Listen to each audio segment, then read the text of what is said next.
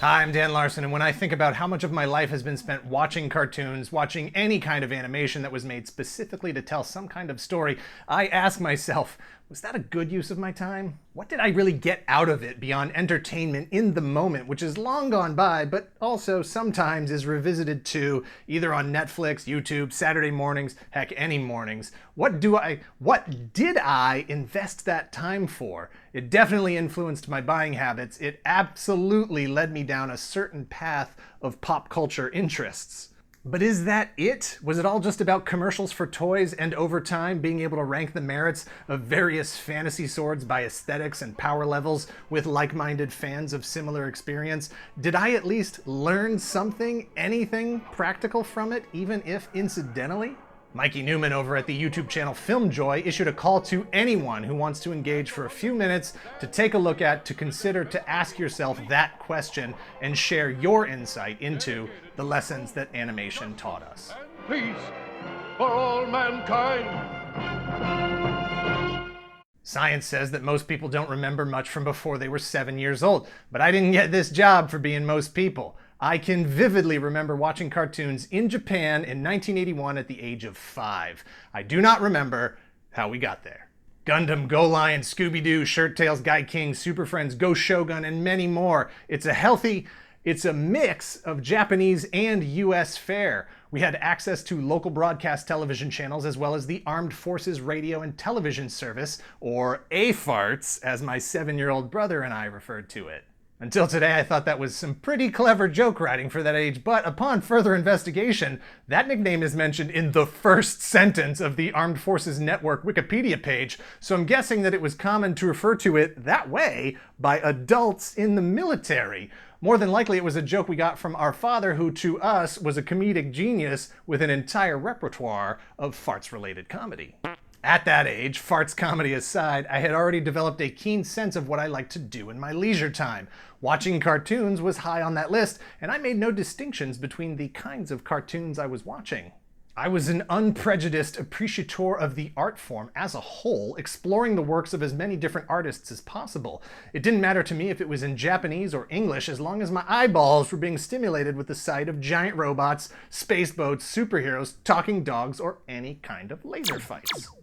By 1983, we had returned to the United States, and I found that my new American friends and classmates were all watching the same kinds of cartoons from those same genres. Japanese animation was being imported and redubbed for the English-speaking audience. Some names were changed, but the ideas were all the same, and that was what is clear to me now, looking back after all these years.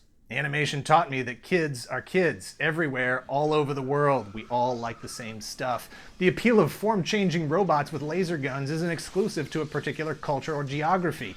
Animation is not just a potent form of storytelling that can entertain, but one that can inspire and teach, and one that can transport your imagination across language barriers and cultural differences.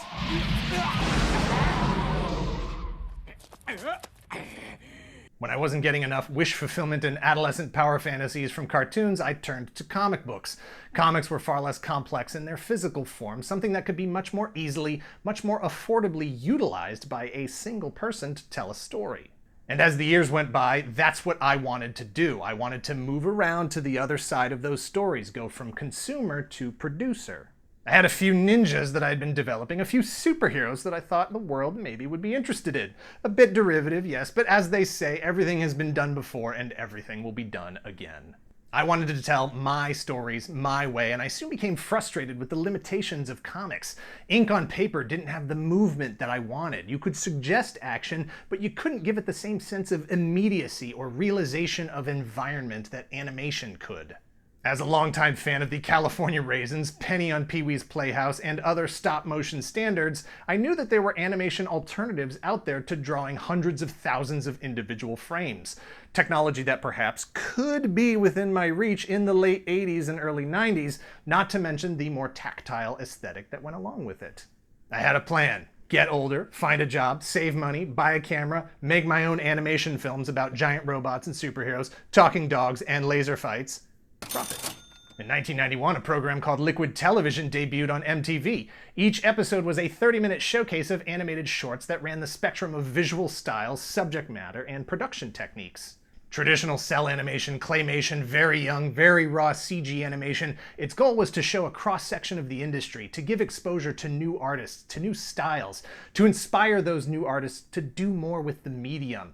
My still developing creative mind was completely overwhelmed by the flood of new information, and before I could properly recover, an English dub of Akira fell into my VCR.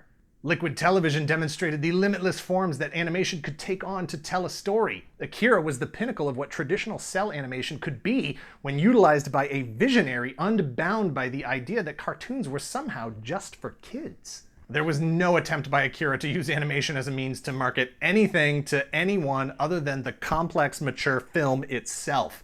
Akira was an example of a team of artists led by a master storyteller using animation in lieu of what could have been a big-budget Hollywood film laden with visual effects and marquee actors, but works just as well as exactly what it is. Live action wouldn't have made it any better as a piece of art. In fact, the limitations of budget constraints and, physics likely would have made it worse as a live action film at the time.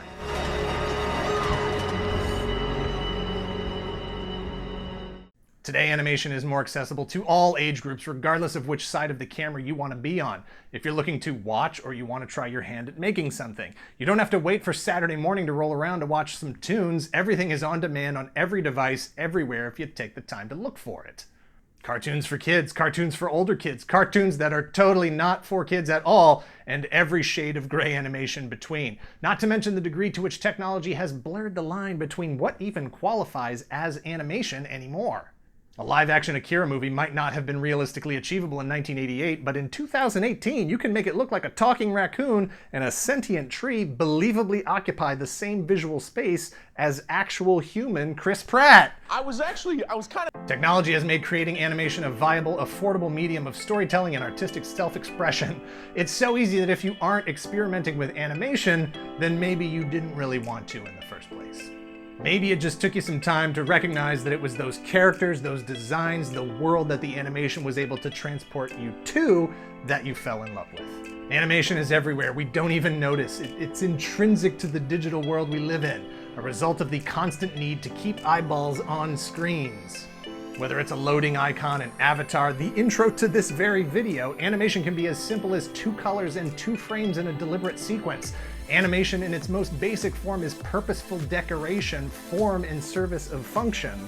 But animation can be complex. Animation can be a culturally transcendent form of communication for intangible concepts. It can be full of emotion, empathy. It can be beautiful in and of itself. We can be entertained by it, and we can learn from it, especially if those lessons are about who we were, who we are, and who we want to be. Thanks for watching. Please give this video a like, share this video with anyone who likes animation or videos. Hit subscribe if you're not already a subscriber. Thank you to those who already are. Make sure you head over to Mikey Neumann's channel Filmjoy to check out the video that set up this concept in the first place, and everything else on his channel, as well as the Lessons Animation Taught Us playlist that is being put together by Mikey.